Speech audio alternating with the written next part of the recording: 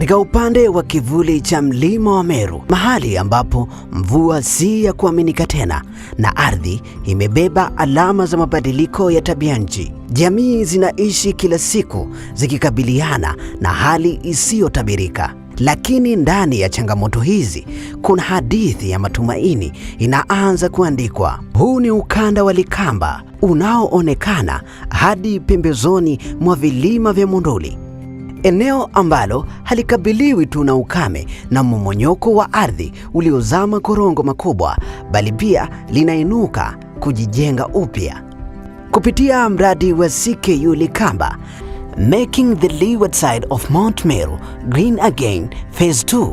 Jitihada zinafanyika kuimarisha maisha ya wakulima na wafugaji wadogo, kuwawezesha kustahimili mabadiliko ya tabianchi na kuwapa sauti ya kuongoza maendeleo yao wenyewe. Lakini mabadiliko hayawezi kutokea bila watu wenye maarifa, watu wenye sauti na watu wenye ujasiri wa kusimama kwa ajili ya jamii zao. Ndiyo maana viongozi wa mitandao ya wakulima, viongozi wa vijiji, viongozi wa mila, viongozi wa dini na maafisa wa maendeleo ya jamii wanakusanyika hapa kujifunza, kushirikiana na kujenga nguvu ya pamoja kupitia mafunzo ya kitaalamu juu ya utetezi, usawa wa kijinsia na nguvu ya ushirikiano. Rekoda kwa kushirikiana na Pelham Tanzania wanafungua njia mpya ya mabadiliko endelevu. Haya si mafunzo ya kawaida, ni mwanzo wa sauti mpya za jamii kusikika. Karibu ushuhudie safari ya kujenga ustahimilivu, kuinua maisha na kurejesha kijani katika ardhi ya ukanda wa Likamba hadi safu za vilima vya Monduli. Kwa siku ya kwanza tulijifunza haki isiyo na upendeleo. Tulianza kwa kuangazia msingi wa maisha, rasilimali. Tukajifunza kuwa ardhi na rasilimali nyingine hazipaswi kuwa na ubaguzi wa kijinsia, bali zinapaswa kunufaisha wote. Tafakuri hii ilizama ndani zaidi. Jamii inapompa mwanamke na mwanaume nafasi sawa ya kumiliki na kufanya maamuzi, tunajenga msingi imara wa maendeleo. Maendeleo ya kweli huanza pale mikono yote miwili ya mwanaume na mwanamke inaposhika jembe, kalamu na kushiriki kikamilifu katika kufanya maamuzi sahihi yanayotokana na taarifa sahihi. Kwa jina naitwa Ana Marwa, ninafanya kazi shirika la Pelham Tanzania, lakini katika mafunzo hayo mimi nimekuwa mwezeshaji. Tumekuwa na mafunzo mazuri katika siku hizi 5. Washiriki walikuwa active sana na walikuwa tayari kujifunza, na wengi walikuwa wanatamani kuelewa kile ambacho tulikuwa tunawapatia. Katika mafunzo haya siku 5 yalilenga hasa kuwajengea uelewa katika masuala ya kufanya ushawishi na utetezi, tunaita advocacy.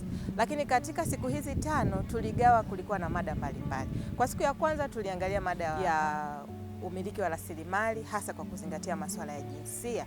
Tuliangalia masuala ya jinsi na jinsia, lakini tuliangalia masuala ya umiliki wa rasilimali ardhi.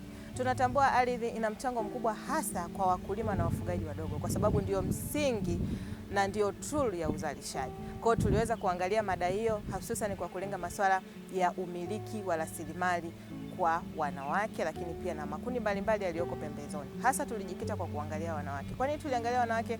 Kwa sababu tunajua kwamba wanawake ni watu wanaotoa nguvu kazi kubwa katika sekta ya kilimo, lakini pia hata katika shughuli za maendeleo. Lakini kwa asilimia kubwa nguvu kazi hizo zinakuwa hazihesabiki, zinaonekana ni kama ni shughuli ambazo hazina malipo, na wengi wamekuwa hawanufaiki na nguvu wanazozitoa. Kwa hiyo tuliweza kusisitiza masuala ya umiliki wa rasilimali hasa kwa kuzingatia wanawake na makundi mengine yaliyoko maalum. Siku ya pili tulijifunza sauti inayovunja ukimya. Msisitizo ulihamia kwenye uongozi. Tulitambua kuwa uongozi hauanzi ngazi ya taifa, huanza kwenye familia, hukua kijijini na kupanuka hadi ngazi za juu. Sauti ya wanajamii katika vyombo vya maamuzi ni kama dira. Bila hiyo, jahazi la maendeleo hupotea njia. Hatushiriki kwa sababu ya wajibu tu, tunashiriki kwa sababu ni haki yetu. Lengo ni kuhakikisha na wao wanashiriki katika vyombo hivi vya maamuzi ili waweze kuwa na mchango kwenye maamuzi, kutoa maoni na namna gani ya kupendekeza mabadiliko mbalimbali ambayo wao yanawakabili yaweze kutokea. Na kwa siku ya 3 na ya 4 tulijifunza nguvu ya utetezi na ushirikiano. Tulijikita kwa kina kwenye utetezi na ushirikiano, tukajifunza sanaa ya kufikisha ujumbe sahihi kwa mlengo sahihi na kwa wakati sahihi.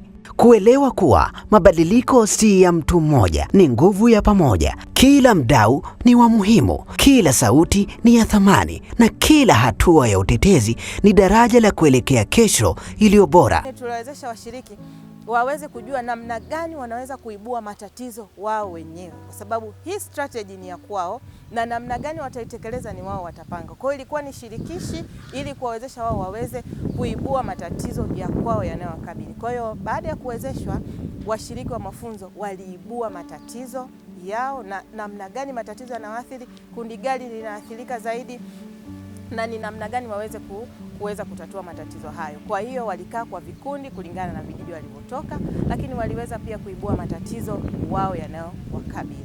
Siku ya 4 sasa tulikuja na kuainisha wadau watakaotusaidia kuweza kwenda kupata mabadiliko tunayoyatarajia.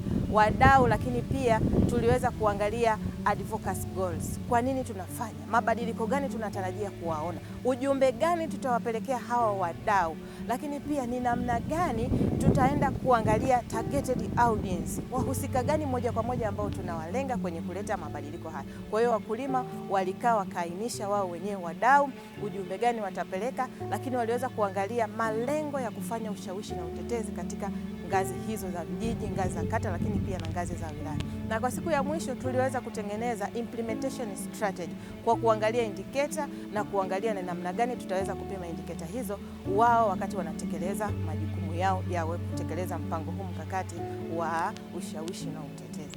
Kwa siku 5 tumekuwa na siku hizo, na mwisho tumeweza kupata draft kwenye kila vijiji ambayo itatuwezesha sasa kuiboresha na kuona kwa namna gani wana kijiji hao au washiriki wa mafunzo wataenda kuitekeleza ili waweze kupata yale mabadiliko ambayo wanatamani wao kuyapata kulingana na changamoto ambazo zinawakabili.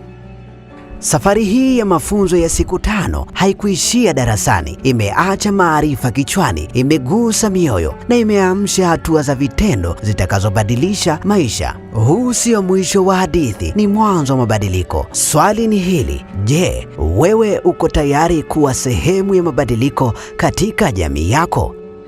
Kama umeguswa na simulizi hii, bofya like, toa maoni yako, shiriki na wengine na subscribe ili usikose simulizi nyingine zenye kuleta mabadiliko, kwa sababu kila sauti ina nguvu, kila hatua inaleta tofauti. Mimi ni msimulizi wako Jacob Morris kutoka Drone Media. Tukutane tena katika simulizi ijayo ya kusisimua.